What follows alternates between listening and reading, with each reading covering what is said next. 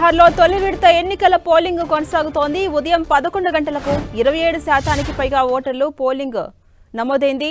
ఉదయం 11 గంటల నాటికి బీహార్లో 27.65% పోలింగ్ నమోదైంది. బేగూసరాయ్ జిల్లాలో అత్యధికంగా 30.37% పోలింగ్ నమోదైంది. ఇక ఇంతలో పాట్నాలో అత్యల్పంగా 23.71% పోలింగ్ రికార్డైంది. బీహార్ సీఎం నితీష్ కుమార్ ఓటు హక్కు వినియోగించుకున్నారు. భక్తియార్పూర్ నియోజకవర్గంలోని పోలింగ్ బూత్కు వచ్చి ఆయన ఓటు వేశారు. అలాగే లాలూ ఫ్యామిలీ కూడా ఓటు హక్కును వినియోగించుకుంది.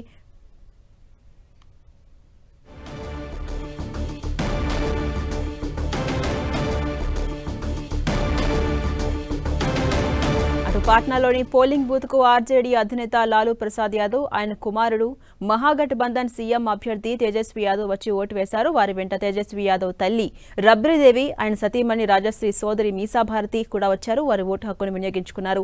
ఇక ఓటర్లు ఉదయం నుంచే పోలింగ్ కేంద్రాలకు వచ్చి ఓటు హక్కును ఎక్కడికక్కడ వినియోగించుకుంటూ ఉన్నారు. సాయంత్రం 6 గంటలకు పోలింగ్ ముగియబోతోంది. అటు నక్సల్స్ ప్రభావిత ప్రాంతాల్లో మాత్రం సాయంత్రం 5 గంటలకే పోలింగ్ ముగియబోతోంది. సిమ్రీ, భక్తియార్పూర్, మహిషి, తారాపూర్, ముంగేర్, జమాల్పూర్, సూర్యగఢ్ అసెంబ్లీ సెగ్మెంట్లో సాయంత్రం 5 గంటల వరకే పోలింగ్ కొనసాగించబోతున్నారు అధికారులు. ఇక మిథిలా, కోసి, ముంగేర్ డివిజన్లలోని 18 జిల్లాల్లో ఉన్న నియోజకవర్గాల్లో తొలి విడత పోలింగ్ కొనసాగుతోంది. 121 స్థానాల్లో 1314 మంది బరిలో ఉన్నారు. పోలింగ్ కోసం 45,341 పోలింగ్ స్టేషన్స్ ను ఏర్పాటు చేశారు అధికారులు.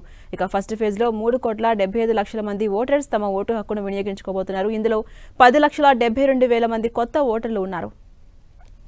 తొలిదశ ఎన్నికల బరిలో ఇండి కూటమి సీఎం అభ్యర్థి తేజస్వి యాదవ్, డిప్యూటీ సీఎం సామ్రా చౌదరిలతో పాటు 14 మంది మంత్రులు ఉన్నారు.